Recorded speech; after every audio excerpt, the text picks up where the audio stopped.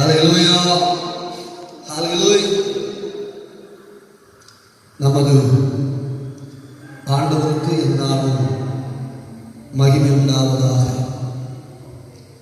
ஆசீர்வதிக்கப்பட்ட இந்த பரிசுத்த நாளுக்காக, ஆராதனைக்காக ஆண்டவரை ஸ்தோத்திரிக்கிறேன். இந்த ஆராதனையில் கலந்து கொண்டிருக்கிற எல்லா கர்த்தருடைய பிள்ளைகளுக்காக கர்த்தரை துதிக்கிறேன். நேரலையில் இதை கவனித்து கர்த்தருடைய வார்த்தைகளை கேட்கிற, தியானிக்கிற எல்லா தேவனுடைய பிள்ளைகளுக்காக ஆண்டவரை ஸ்தோத்திரிக்கிறேன். நம்ம எல்லாரையும் கர்த்தர் அளவில்லாமல் ஆசீர்வதிப்பதாக.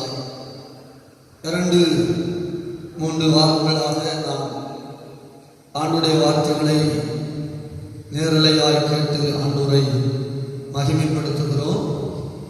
கடந்த வாரத்தில் ஒரு தேவனுடைய பிள்ளையின் வாழ்க்கையில பரிசுத்த ஆவியானவர் செய்யக்கூடிய உதவிகளை குறித்து நாம் தியானித்தோம்.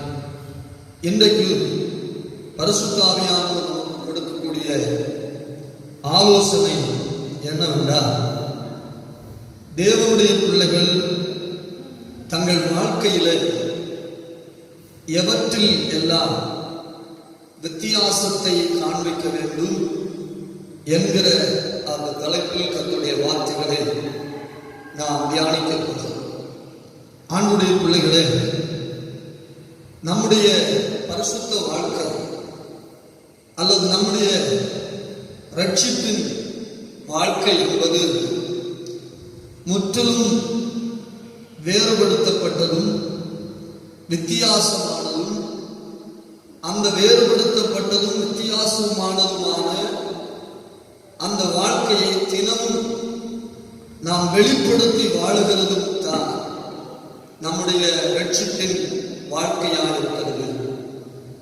அதற்கென்று தான் நம்முடைய ஆண்டவர் நம்மை ரட்சித்திருக்கிறார். இன்றைக்கு கிறிஸ்தவ சமூகம் என்பது இதை அறியாமலும் உணராமலும் அறிந்தும் அதை அவமதித்தும் தாங்கள் எப்படி வாழ வேண்டும், பரிசுத்த வாழ்க்கை என்பது என்ன, வேறுபடுத்தப்பட்ட வாழ்க்கை என்பது என்ன, எவைகளிலெல்லாம் நாங்கள் அந்த வேறுபாட்டை, அந்த வித்தியாசத்தை காண்பிக்க வேண்டும் என்பதை மறந்து வாழ்ந்து கொண்டு இருக்கிறார். ஆகவே இந்த செய்தி நம்முடைய ஆவிக்குரிய வாழ்க்கையில் நாம் எவைகளில் எல்லாம் வித்தியாசத்தை காண்பித்து ஆண்டவருடைய நாமத்தை மகிமைப்படுத்தி வாழ வேண்டும் என்பதற்கு நமக்கு ஒரு போஷாக்காக, ஒரு ஊண்டுகோலாக அமையும் என்று நான் நம்புகிறேன். கர்த்தருடைய பிள்ளைகளாக என்றால் ஆண்டவர் நமக்கு கொடுத்திருக்கிற வாழ்க்கையை குறித்து நன்றாய் கவனமாய் அதை கவனித்து அறிந்தவர்களாய் இருக்க வேண்டும். எவற்றில் எல்லாம் நாம் வித்தியாசத்தை காண்பிக்க வேண்டும். வேத புஸ்தகத்தில் நாம் வாசிக்கும் பொழுது பாருங்கள், 37ஆம் சங்கீதம் 18ஆம் வசனத்தை நீங்கள் வாசிக்கும் பொழுது அதில் சொல்லப்பட்டிருக்கிற வாசிங்க. 37ஆம் சங்கீதம் 18ஆம் வசனம். சங்கீதம் 37:18.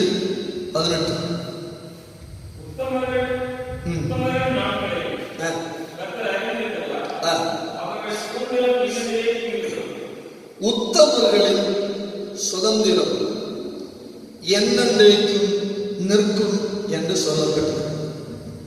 அப்ப தேவனுடைய பிள்ளைகள் எவற்றில் எல்லாம் வித்தியாசத்தை காண்பிக்க வேண்டும் என்றால், ஒன்று, நமது உடைமைக்கும் உலகத்தாருடைய உடைமைக்கும் உள்ள வித்தியாசத்தை காண்பித்து வாழ வேண்டும். நமது உடைமைக்கும் உலகத்தாருடைய உடைமைக்கும் உரிய வித்தியாசத்தை தேவனுடைய பிள்ளைகள் காண்பித்து வாழ வேண்டும். அல்லேலூயா.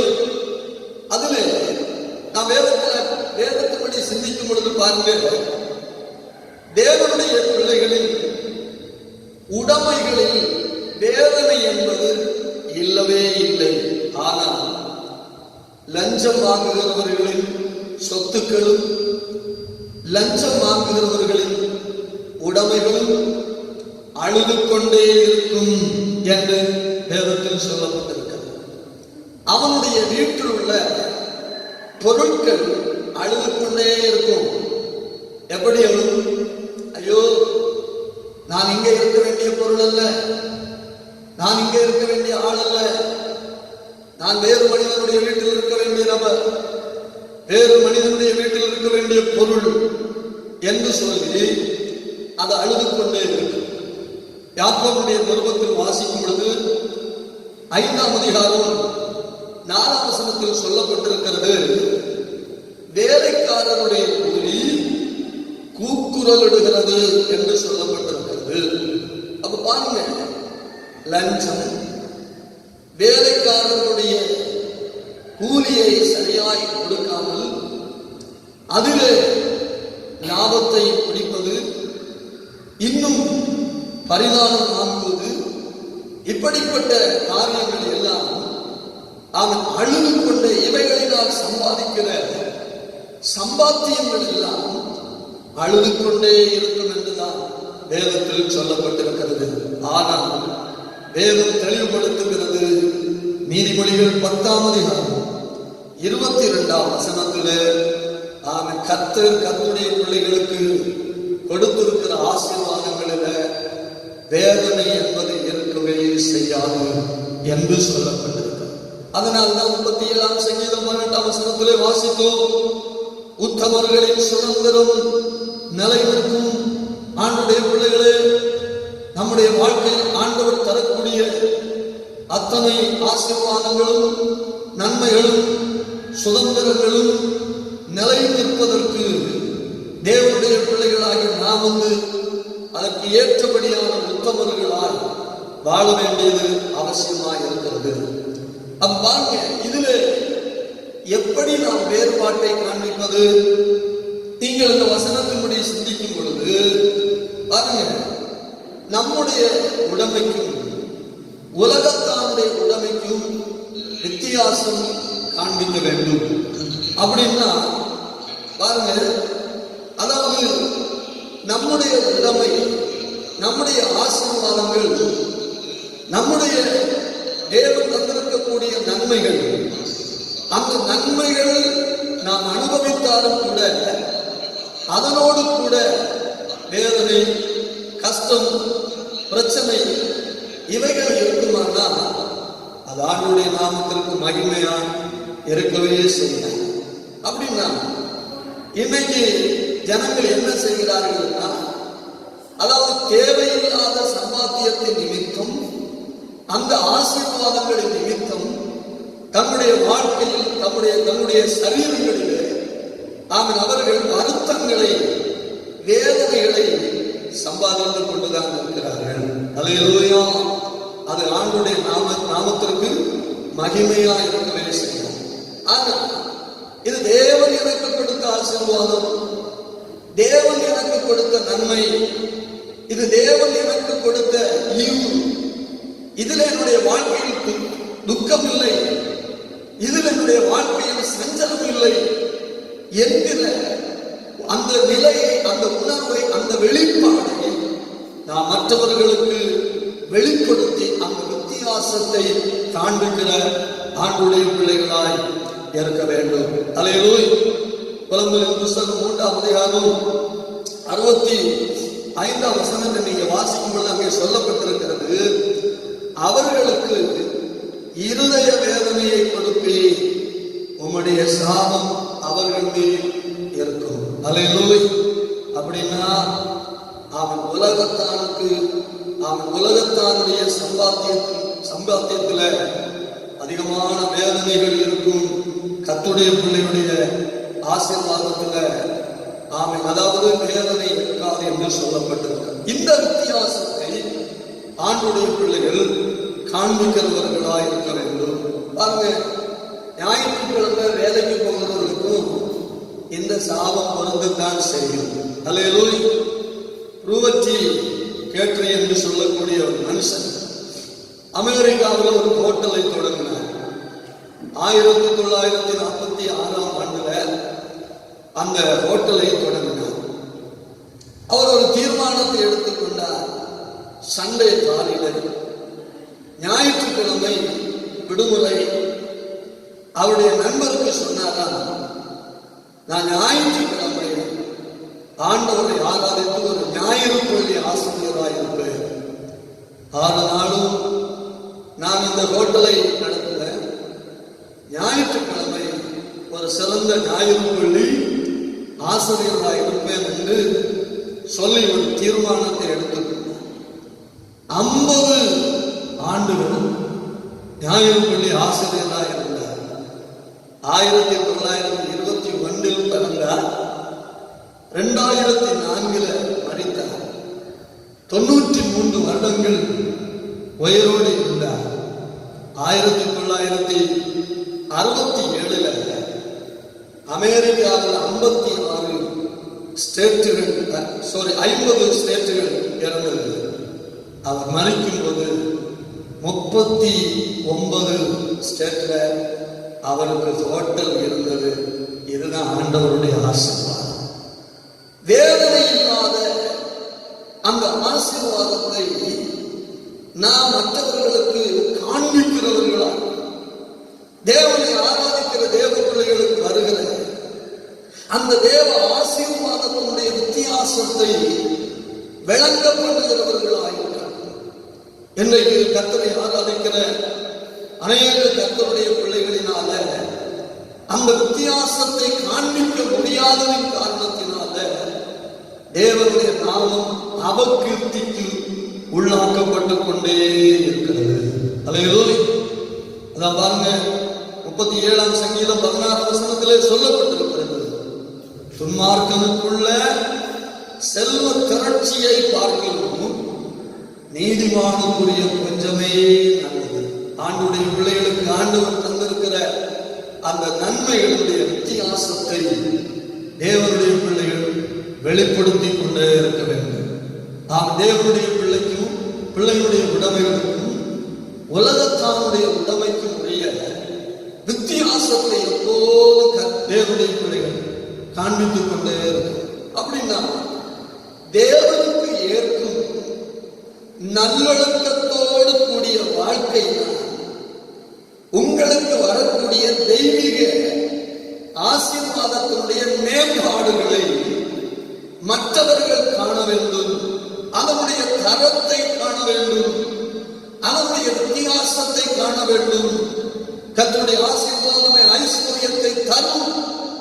அதனோடு அவர் வேதனையை கூட்டார் என்பதை, அந்த வித்தியாசத்தை மற்றவர்கள் காண்கிற அளவுக்கு ஆண்டுடைய பிள்ளைகள் வாழ்கிறவர்களாக இருக்க வேண்டும். அல்லேலூயா.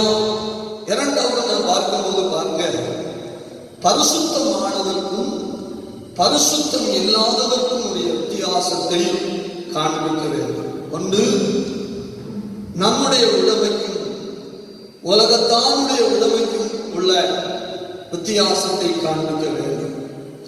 இரண்டாவது, பரிசுத்தமானதற்கும் பரிசுத்தம் இல்லாததற்கும் உரிய வித்தியாசத்தை நாம் காண்பிக்கிறவர்களாக இருக்க வேண்டும்.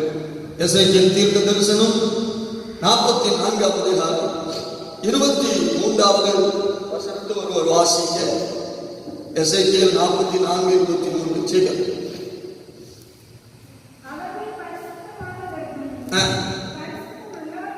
பரிசுத்தம் ஆனதற்கும் பரிசுத்தம் இல்லாததற்கும்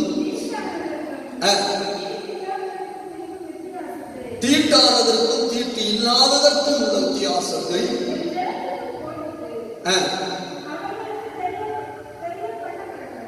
அப்போ அங்கே தெளிவாய் சொல்லப்பட்டிருக்கிறது. பரிசுத்தமானதற்கும் பரிசுத்தம் இல்லாததற்கும் தீட்டுள்ளதற்கும் தீட்டு இல்லாததற்கும் உள்ள வித்தியாசத்தை தெரியப்படுத்தும் பொருட்டு. அல்லேலூயா. அப்ப பாருங்க, ஜனங்கள் பரிசுத்தத்தில் நடப்பதற்கும் பரிசுத்தம் உள்ளவருடைய அந்த வித்தியாச நடக்கையை வெளிப்படுத்துவதற்கும் இன்றைக்கு சபைகளின் அவசிய உபதேசம் என்ன என்றால் பரிசுத்தத்திற்கு ஏதுவான போதனை தான். அல்லேலூயா. இன்றைக்கு தேவனுடைய சபைகளிலும் பரிசுத்தம் அடைவதற்குரிய போதனைகள் குறைவாகத்தான் இருக்கிறது.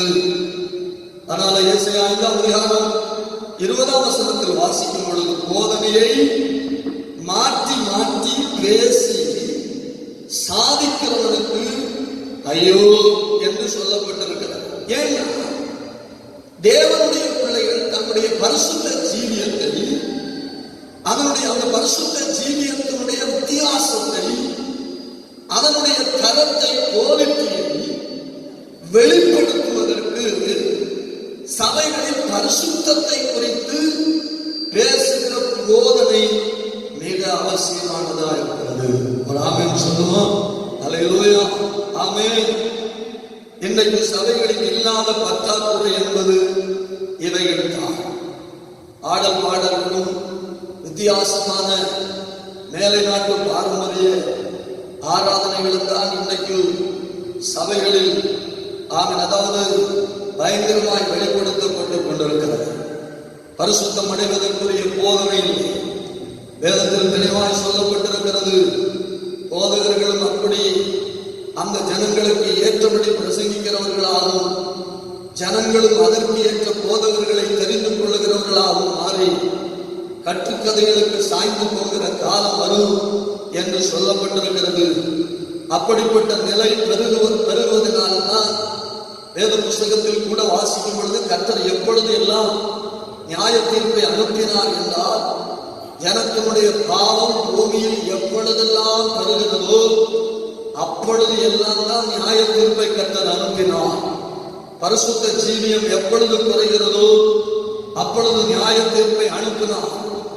இதிலே தேவனை ஆராதிக்கிற கர்த்தருடைய பிள்ளைகள் தங்களுடைய பரிசுத்த வாழ்க்கையினுடைய அந்த குவாலிட்டியை தரத்தை வித்தியாசத்தை வெளிப்படுத்துவதற்கு தவறி போகும் பொழுதுதான் பாவம் தேசத்தில் பயங்கரமாய் உடலெடுக்க ஆரம்பிக்கிறது.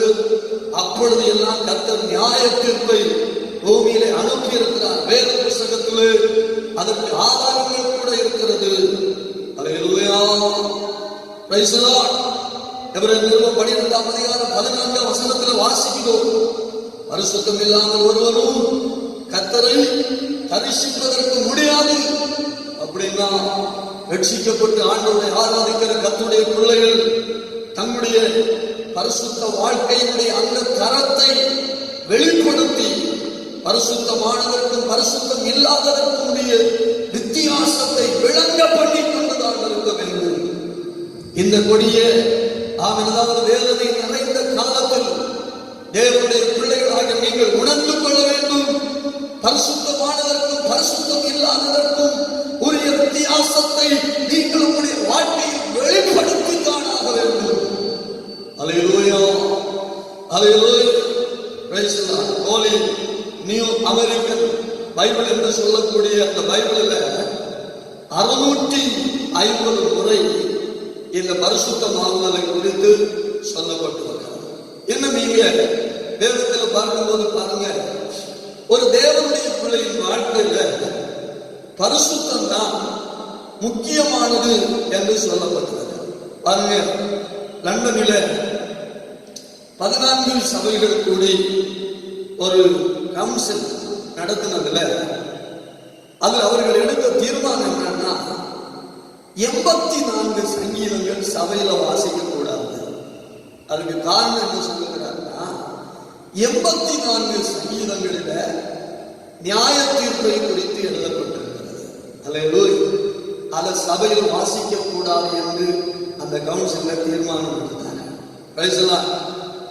ஏன்னா பாருங்க, சபையில் பரிசுத்தமாகுதலை குறித்து பிரசங்கம் பண்ணுவதையும் அந்த உபதேசத்தையும் ஜனங்கள் என்று கொண்டு நியாய தீர்ப்பை குறித்து பிரசங்கம் பண்ணும்போது ஜனங்களுக்குள்ளே பயம் உண்டாகும். அந்த பயத்தின் நிமித்தமாகத்தான் பரிசுத்தமாகுதல் உண்டா? ஆனா இன்றைய ஜனங்கள் அதை விரும்பவில்லை.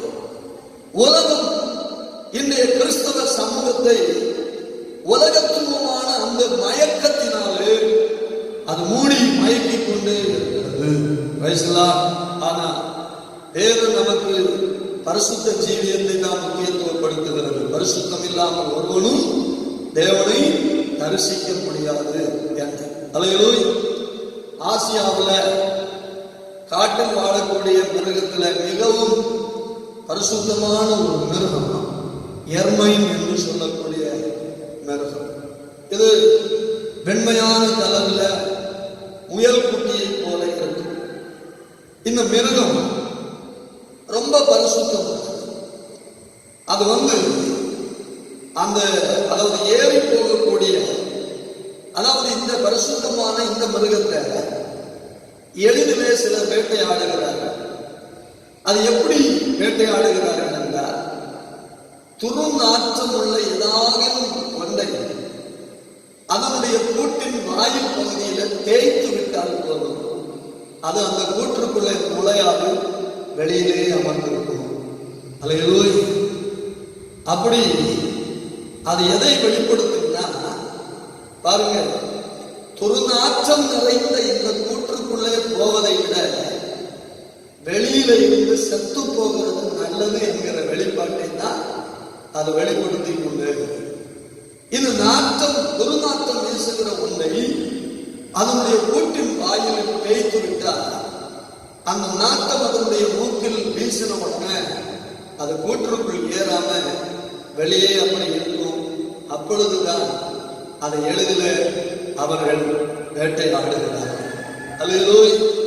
ஆக பாருங்க, அந்த காட்டில் இருக்கிற மிருகங்களை விட, எருமையினை விட ஆண்டவர் நம்மை எவ்வளவு விசேஷித்ததாக வைத்திருக்கிறார். வேதத்தில் வாசிக்கிறோம், தூதர்களை விட சற்று குறைவாய் நம்மை வைத்திருந்தாலும் கனத்தினாலும் மகிமையினாலும் நிரப்பி நம்மை வைத்திருக்கிறார் என்றுதான் வேதத்தில் சொல்லப்பட்டிருக்கிறது. அப்ப இவ்வளவு கனமும் மகிமையும் மிக்கவர்களாய் வைத்திருக்கக்கூடிய நாம் அந்த பரிசுத்த வாழ்க்கையை விரும்பாமல் போனார், பரிசுத்த ஜீவியத்தினுடைய தரத்தை வெளிப்படுத்தாமல் போனார், ஆசியாவில் காட்டில் வாழுகிற இந்த எருமை என்று சொல்லக்கூடிய மிருகத்தை விட நாம் எவ்வளவு கேவலமானவர்களாய் இருப்போம். பைபிளில் பார்க்கும் பொழுது ஆண்டவர் அன்பை மெச்சிக் கொள்கிறார், அன்பை முக்கியத்துவப்படுத்துகிறார். பரிசுத்த வேதாகமும் அன்பை முக்கியத்துவப்படுத்துகிறது. ஆனால் தேவன் அல்லது நம்முடைய ஆண்டவர் அன்பை விடவும் பரிசுத்தத்தை தான் முக்கியத்துவப்படுத்துகிறார். ஏன்னா பரிசுத்தர் என்கிற வார்த்தை 3 முறை முச்சொலி சொற்றொடரில் பயன்படுத்தப்பட்டிருக்கிறது. மிகவும் பிரதானம். அதாவது அந்த அன்பை குறித்து ஒரே இடத்தில் 3 முறை சொல்லப்படவில்லை. ஆனா பரிசுத்தர் என்கிற வார்த்தையை ஒரே இடத்தில் முச்சொலி சொற்றொடரில் வேதத்தில் சொல்லப்பட்டிருக்கிறது. ஆகவே அன்பு முக்கியமாய் இருந்தாலும் அதை விடவும் கர்த்தர் பரிசுத்தத்தை தான் விரும்புகிறார். ஆகவே ஆண்டவரை ஆராதிக்கிற கர்த்தருடைய பிள்ளைகள் பரிசுத்தமானதற்கும் பரிசுத்தம் இல்லாததற்கும் உரிய வித்தியாசத்தை வெளிப்படுத்துகிறவர்களாக இருக்க வேண்டும். தேவனை ஆராதிக்கிற ஆண்டவருடைய பிள்ளைகளாகிய நாம் தங்குகிற வீடு முதற்கொண்டு நாம் செய்கிற வேலை, நம்முடைய சம்பாத்தியம், நம்முடைய நடக்கை, நம்முடைய பேச்சு, நம்முடைய வஸ்திர தாரணை, இவைகள் அனைத்துமே அந்த பரிசுத்த ஜீவியத்தினுடைய மேன்மைகளைத்தான் நாம் விளங்க பண்ணிக் கொண்டே இருக்க வேண்டும். இன்றைக்கு உலகத்திற்கு ஒத்த வேஷத்தை தான் இன்றைக்கு கிறிஸ்தவர்களும் தரித்துக் கொள்கிறார். உலகத்திற்கு ஒத்த வேஷம், உலகம் எப்படி போகிறதோ அதையே ஃபாலோ பண்ணுகிறார். இயேசுவை ஃபாலோ பண்ணுவதற்கு மாறாக உலகத்தையும் பண்ண ஆரம்பித்து விட்டார். அதனால் தேவன் அதிகமாகி மகிமைப்படக்கூடாத ஒரு நிலைமை ஏற்பட்டுள்ளது. தேவனுடைய பிள்ளைகளை, நீங்கள் உங்கள் உடைமைக்கும் உலகத்தானுடைய உடைமைக்கும் உடைய வித்தியாசத்தை காண்பது. இரண்டாவது, நீங்கள் பரிசுத்தமானதற்கும் பரிசுத்தம் இல்லாததற்கும் உரிய வித்தியாசத்தை காண்பிக்கிற ஆண்டுடைய பிள்ளைகளாகவே இருக்க வேண்டும். இன்னும் பாருங்க, மூன்றாவது நாம் பார்க்கும் பொழுது தேவ ஜனத்திற்கும் மற்றவர்களுக்கும் உரிய வித்தியாசத்தை நாம் காண்பிக்க வேண்டும். என்னாகமம் புஸ்தகம் 23ஆம் அதிகாரம் 9ஆம் வசனத்தில் வாசிக்கிறவர்களே சொல்லப்பட்டிருக்கிறது, அவர்கள் ஜாதிகளோடு கலவாமல் தனியே வாசமாக இருப்பார்கள். தேவனுடைய பிள்ளைகளாக நம்மை குறித்து என்ன எதிர்பார்க்கிறார்? நாம் ஜாதிகளோடு கலவாமல் தனியே வாசமாக இருப்பதைத்தான் ஆண்டவர் எதிர்பார்க்கிறார். அல்லேலூயா. இன்றைக்கு தேவ ஜனத்தினுடைய வாழ்க்கை எப்படி இருக்கிறது? நம்முடைய இடைவெளிகள் எப்படி இருக்கிறது என்பதை நான் சிந்தித்து பார்க்கிறேன். அல்லேலூயா. பாருங்க, கலிலேயா கடலுக்கும் சாக்கடலுக்கும் வித்தியாசம் என்ன? இந்த கலிலேயா கடல் போய் சாக்கடலில் தான் கலக்கிறது. ஆனால் கலிலேயா கடல்களில் ஜீவன்கள் வாழுகிறது, சாக்கடலில் ஜீவன்கள் வாழவே முடியாது. உலகத்தில் பாருங்க, மிகவும் தாழ்ந்த ஸ்தலம் என்பது சாக்கடல். தண்ணீர் மிகவும் கடினமான தண்ணீர் இருப்பது சாக்கடலில் தான்.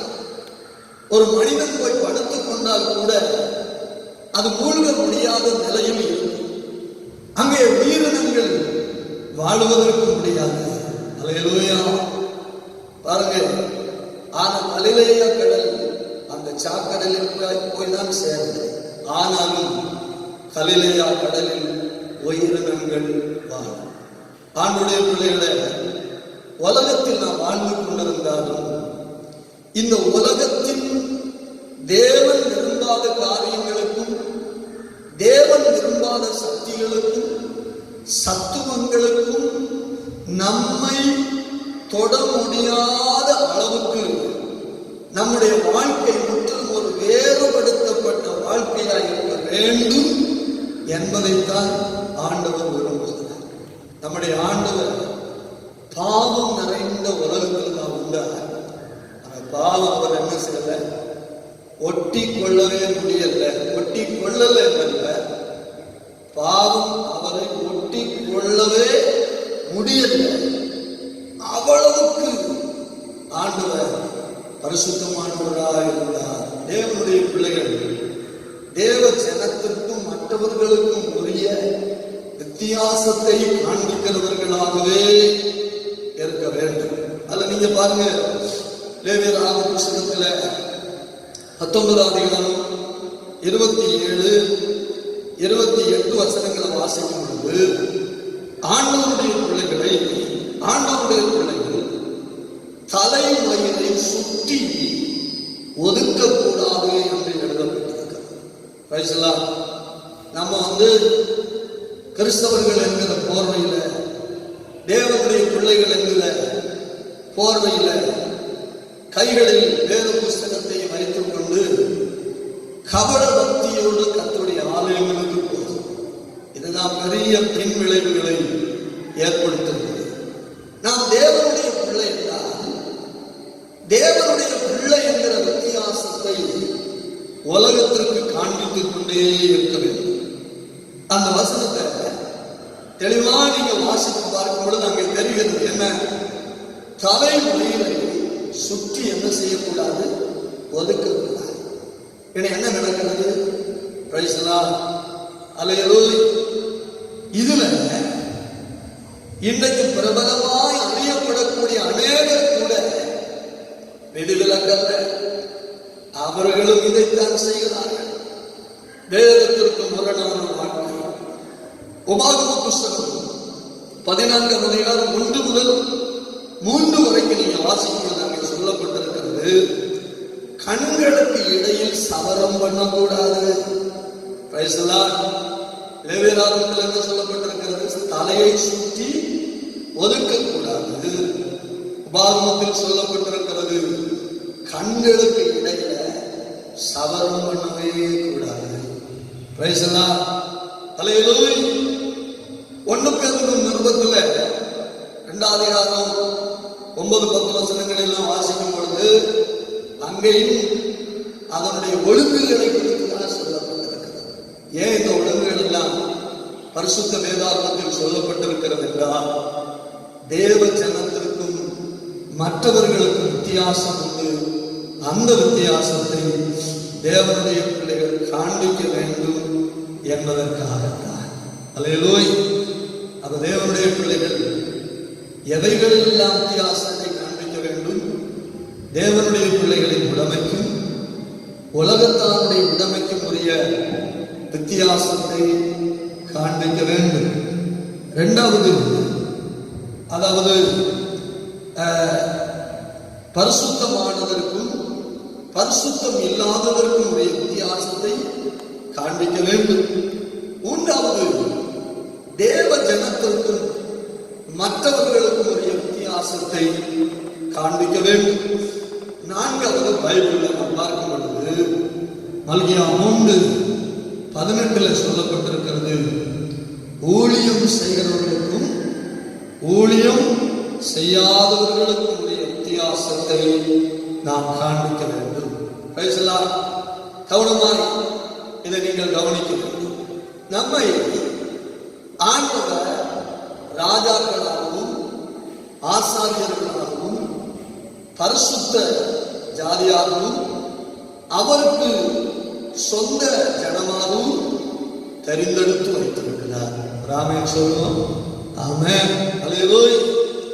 நாம் தேவனால் இவ்விதமான நிலைமைக்கு தெரிந்தெடுக்கப்பட்டவர்களாய் இருந்தும் நாம் தேவனுக்கு செய்ய வேண்டிய சேவைகளை செய்வதிலே தவறுகிறவர்களாய் இருக்கிறோம்.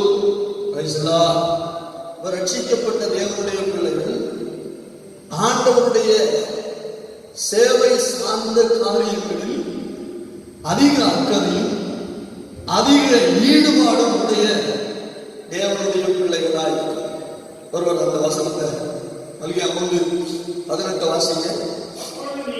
அப்பொழுது நீங்கள் நீதிமானுக்கும் துன்மார்க்கனுக்கும்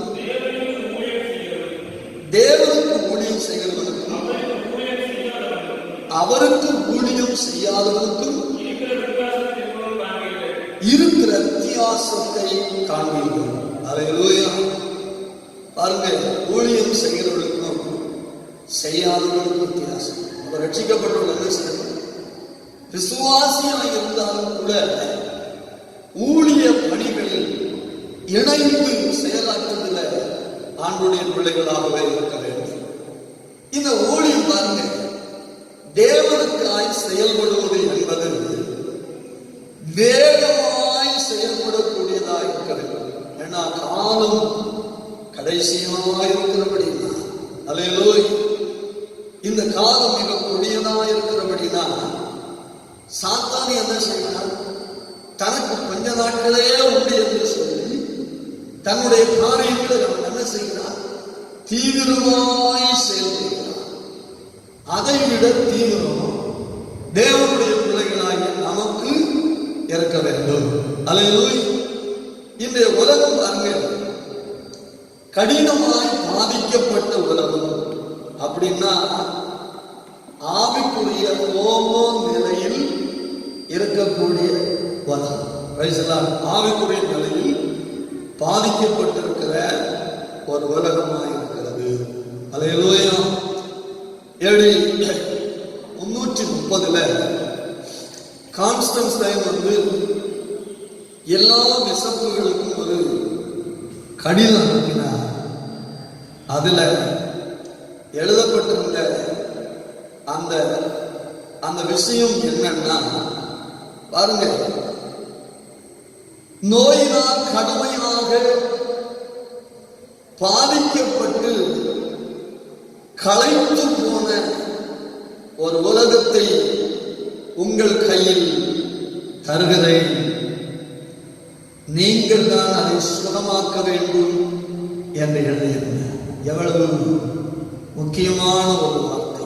அவர் என்ன சொல்லுகிறார்? இந்த உலகம் நோயினால் கடுமையாய் பாதிக்கப்பட்டிருக்கிறது.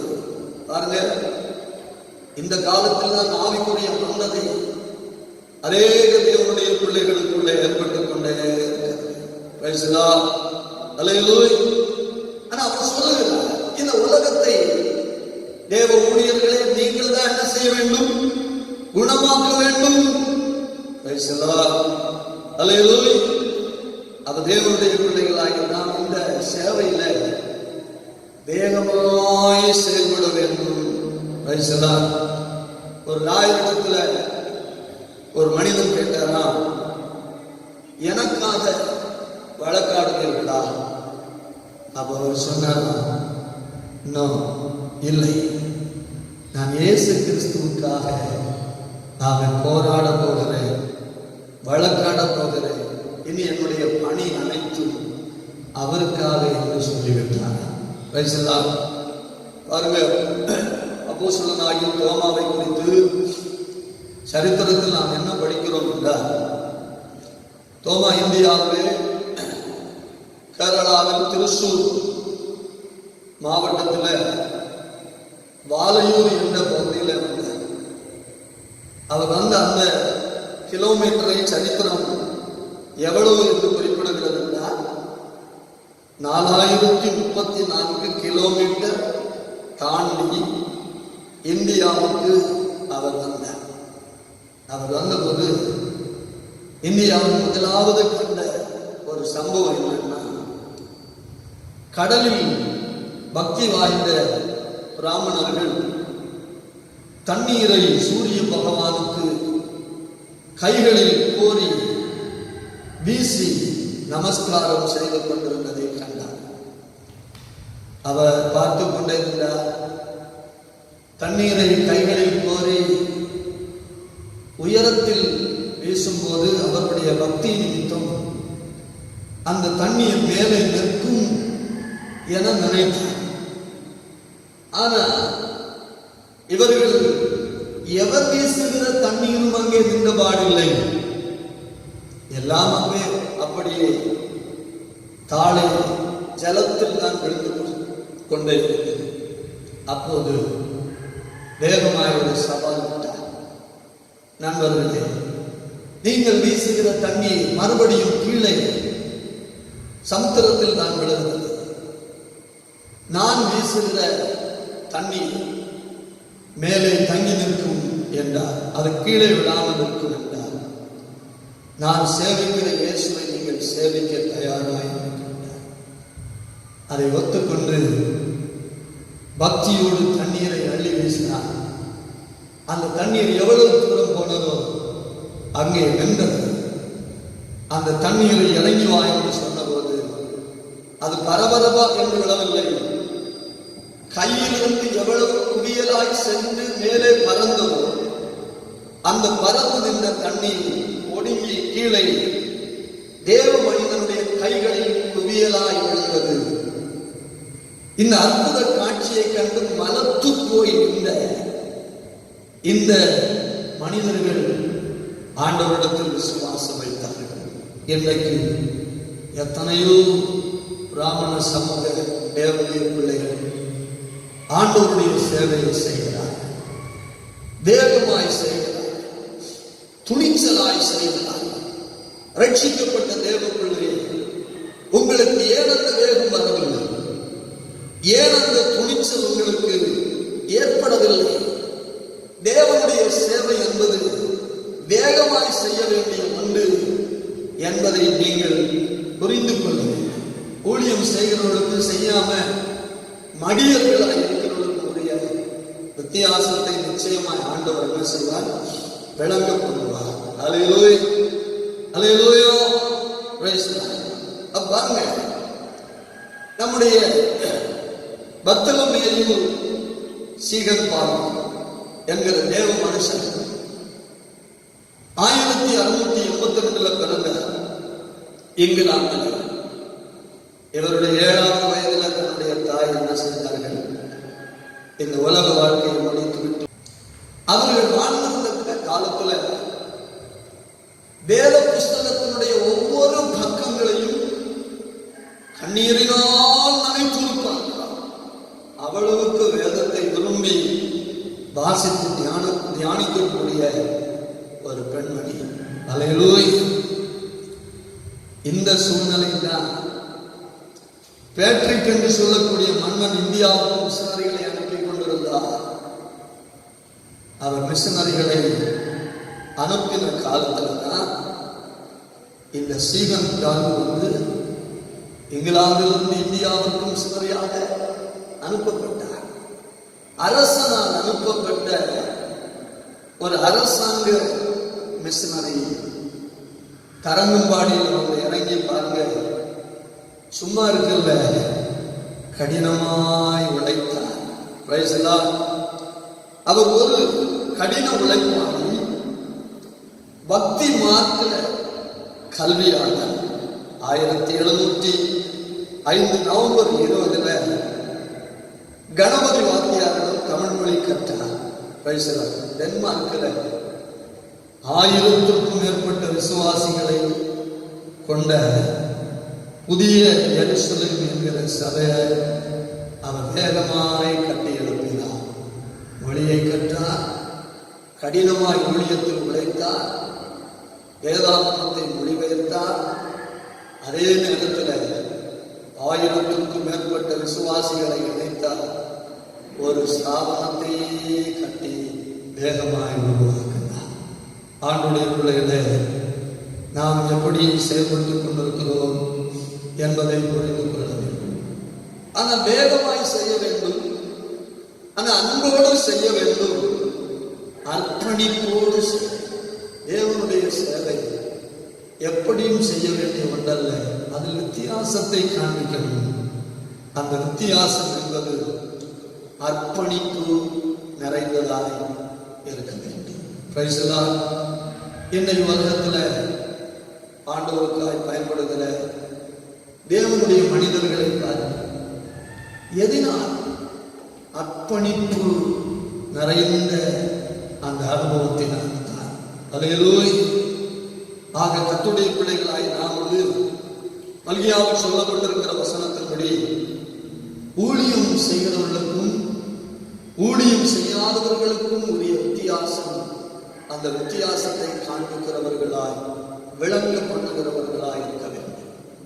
ராஜாக்களாகவும் ஆசாரியர்களாகவும் பரிசுத்த ஜனமாகவும் பரிசுத்த ஜாதியாகவும் அவருக்கு சொந்த ஜனமாகவும் தெரிந்தெடுக்கப்பட்டிருக்கிற தேவனுடைய பிள்ளைகளாகிய ரட்சிப்பை பெற்ற தேவ ஜனமாகிய நாம் ஏதாவது சுவாசியாயிருந்தால் தேவ பணிகளை இணைந்து செய்து ஆண்டுடைய நாமத்தை மகிமைப்படுத்துகிறவர்களாக இருக்க வேண்டும். இப்படிப்பட்ட காரியங்களில் வித்தியாசத்தை விளங்க பண்ணி வாழுகிற ஒரு தரம் நிறைந்த வாழ்க்கை செய்வதிலே தேவனாகிய கர்த்தர் நம்மிலிருந்து எதிர்பார்த்து கொண்டிருக்கிறார். பிரியமானவர்களே, சில வேளை இந்த அனுபவம் உங்களுக்குள் இல்லாமல் இருந்தால், இந்த செய்தியை கேட்டுக்கொண்டிருக்கிற நீங்கள் ஆண்டவருக்காய் அர்ப்பணிக்க வேண்டும். ஆண்டவரே, ஒரு வேறுபடுத்தப்பட்ட வாழ்க்கையை தான் என்னில் எதிர்பார்க்கிறேன். ஒரு வித்தியாசம் நிறைந்த வாழ்க்கையைத்தான் என்னில் எதிர்பார்க்கிறேன். இந்த ஜனத்தை எனக்காக ஏற்படுத்தினேன். இவர்கள் என் துதியை சொல்லி வருவார்கள் என்று விரும்பித்தார். மேன்மையான இந்த பாக்கியத்தை வாழ்க்கை எனக்கு தந்தேன். ஆனால் நானும் அதை குறித்த உணர்வில்லாமல் வாழ்ந்து கொண்டிருக்கிறேன். இந்த செய்தி என்னுடைய இருதயத்தோடு என் மனதோடு போராடி கொண்டிருக்கிறது. ஒரு வித்தியாசப்படுத்தப்பட்ட வாழ்க்கையை நான் செய்வதையே விரும்புகிறேன். அதற்கு வேண்டிய கிருபை எனக்கு தான். உலகத்தானுக்கும் உலகத்தானுடைய பொருளுக்கும் தேவனுடைய பிள்ளையுடைய உடமைக்கும் வித்தியாசத்தை காண்பிக்க வேண்டும். நான் அதை விரும்புகிறேன். பரிசுத்தம் ஆனவருக்கும் பரிசுத்தம் இல்லாதவருக்கும் வித்தியாசத்தை காண்பிக்க வேண்டும். நான் அதை விரும்புகிறேன். தேவனுடைய ஜனத்திற்கும் மற்றவர்களுக்கும் உரிய வித்தியாசத்தை காண்பிக்க வேண்டும். நான் அதை விரும்புகிறேன். ஊழியம் செய்கிறவர்களுக்கும் ஊழியம் செய்யாதவர்களுக்கும் உரிய வித்தியாசத்தை காண்பிக்க வேண்டும். நான் அதை விரும்புகிறேன். ஆண்டவரே, எனக்கு கிருபை தாரும் என்று சொல்லி எல்லாருடைய கரங்களை பரத்திற்கு நேராக உயர்த்தி ஆண்டவரை நோக்கி பார்ப்போம். அல்லேலூயா. இதுவரைக்கும் எவ்வளவோ நன்மைகளை செய்து ஆண்டவரை நடத்தியிருந்தார். எவ்வளவோ கருத்தாய் சாமித்து நம்மை பாதுகாத்து வந்தார். அவருடைய எதிர்பார்ப்பும் அவருடைய விருப்பமும் நிறைவேறும் என்கிற நிலையில் எதிர்பார்ப்போடு நடத்தினார். ஆனால் சில நேரங்களில் நம்முடைய வாழ்க்கை அதற்கு தூரமாய்த்தான் இருக்கிறது. நம்முடைய செயல்பாடுகள் அதற்கு தூரமாய்த்தான் இருக்கிறது. நம்முடைய வாழ்க்கை ஒரு ஆவிக்குரிய ஹோமம் நிலைக்குத்தான் சில நேரங்களில் சென்று கொண்டிருக்கிறது.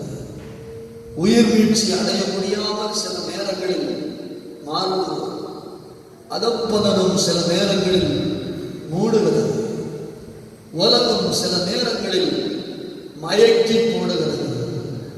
தேவனுடைய பிள்ளை எதிலே வித்தியாசத்தை காண்பிக்க வேண்டும் என்று அவர் விரும்பி எதிர்பார்ப்பதாகவோ அதை காண்பிக்க கூடாதபடி நான் தடுமாறிக் கொண்டிருக்கிறேன்.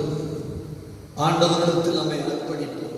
ஆண்டவரே, சில நேரங்களில் சில விதமான நெருக்கடிகள் நிமித்தம், போராட்டங்கள் நிமித்தம், சூழ்நிலைகள் நிமித்தம், என் வாழ்க்கையில் வரக்கூடிய கடினமான அந்த காரியங்கள் நிமித்தம், அல்லேலூயா, தேவன் விரும்புகிற வித்தியாசத்தை காண்பிக்க முடியாமல் நான் மாறுகிறேன். ஆண்டவரே, அது ஒரு குறைவு என்பதை நான் ஒத்துக்கொள்கிறேன். தவறு என்று நான் ஒத்துக்கொள்கிறேன். அது ஒரு கடின பாவம் என்று ஒத்துக்கொள்கிறேன். என்னை மன்னியும். உம்மிடத்தில் அநேக இரக்கங்கள் உண்டு என்று வேதம் சொல்லுகிறேன். இறங்கி எனக்கு உதவி செய்ய அப்பா என்று ஆண்டவரிடத்தில் நம்மை அர்ப்பணித்து ஹல்லேலூயா, ஹல்லேலூயா, ஹல்லேலூயா. ஓ ரியாந்தராதுலவ சங்கராதுலியா, ஓ ரிவானா சகர்தனந்தர் கனாதராதுலியா. ஆண்டவரே, செய்தியை கேட்டுக் கொண்டிருக்கிற எல்லாம், கவனித்துக் கொண்டிருக்கிற எல்லா கர்த்தருடைய பிள்ளைகளுக்கு தேவன் விரும்புகிற வித்தியாசத்தை விளங்கப்படுகிற ஜீவியம் செய்வதற்கு வேண்டிய கிருபை தாராளமாய் கொடுக்கிறார். அல்லேலூயா, ஹல்லேலூயா, ஹல்லேலூயா. ஜீசஸ் நேம் ஜெபிப்போம். அன்பின் பரலோக பிதாவே, கோடி ஸ்தோத்திரங்கள். நீர் எங்கள் மேல் வைத்த கிருபை எவ்வளவு பெரியது என்பதை நாங்கள் நினைவு கூறுகிறோம். எவ்வளவு வித்தியாசப்படுத்தப்பட்ட வாழ்க்கையை தந்திருக்கிறீர்கள் என்பதை நினைவு கூறுகிறோம். எவ்வளவு எதிர்பார்ப்போடு எங்களை ரட்சித்தீர் என்பதை நாங்கள் நினைவு கூறுகிறோம். எவ்வளவு எதிர்பார்ப்போடு ஆண்டவர் எங்களை அழைத்தீர் என்பதை நாங்கள் நினைவு கூறுகிறோம்.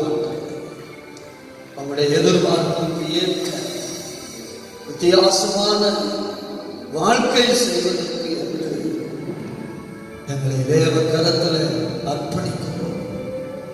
வார்த்தைகளை கவனித்து கேட்டுக்கொண்டிருக்கிற எல்லா கர்த்தருடைய பிள்ளைகள் மேல் அதற்கு ஏற்ற கிருபை தங்கியிருப்பதாக நம்பி ஆண்டவரே ஒரு விசை கூட எங்களை உடைய கரத்துல தருகிறோம். உலகத்தில் வேகமாய் பரவி இந்த கொரோனா தொற்று என்கிற வாதை கர்த்தராலே நிறுத்தப்படுவதால் தினம் பல ஆயிரக்கணக்கான ஜனங்கள் கொத்து கொத்தாய் மடிந்து விடுகிறார்கள். பரிசுத்த தேவன் உமக்கு ஒருவருக்கே சர்வ வல்லமையும் கர்த்தர் எழுந்து கரையை செய்கிறார். ஆண்டவரை தேடுகிற, கர்த்தரை மகிமைப்படுத்துகிற, ஆராதிக்கிற ஆண்டுடைய பிள்ளைகள் எல்லாரையும் அன்புமாய் வைத்து சுகபத்திரமாய் பாதுகாத்து கொடிய கொலை நோய்களுக்கு எல்லாம் விலக்குவார். பயபக்தி நிறைந்த ஜீவியம் செய்ய உதவி செய்யும் ஒரு உணர்வை சகல ஜனங்களுக்கும் ஏற்படுத்தும். வித்தியாசத்தை எந்தெந்த காரியங்களில் வித்தியாசத்தை காண்பித்து, இந்த காரியங்களில் வித்தியாசத்தை காண்பித்து ஜீவி ஆண்டவர் உதவி செய்ய நம்முடைய ஊழியத்தை ஆசீர்வதி, எல்லா விசுவாச பிள்ளைகளை ஆசீர்வதி, குடும்பங்களை ஆசீர்வதி, நம்முடைய ஊழியர்கள், நம்முடைய ஸ்தாபனம் எல்லாவற்றும் நம்முடைய பொருளை தங்கியிருப்பதாக அகில உலகம் முழுவதும் நடைபெறுகிற ஊழியர்களை ஆண்டவர் ஆசீர்வதி. தேவ மனிதர்களை கவனம் ஆவியின் விடுதலையோடு ஆராதிக்க முடியவில்லை என்கிற ஆனந்தத்தோடு இருக்கிற எல்லா கர்த்தருடைய பிள்ளைகளின் ஆனந்தம் நிறைந்த கவத்தை ஆண்டவர் முழு உலகத்தில் ஒரு பெரிய மாறுதலை அனுமதிக்கிறார்.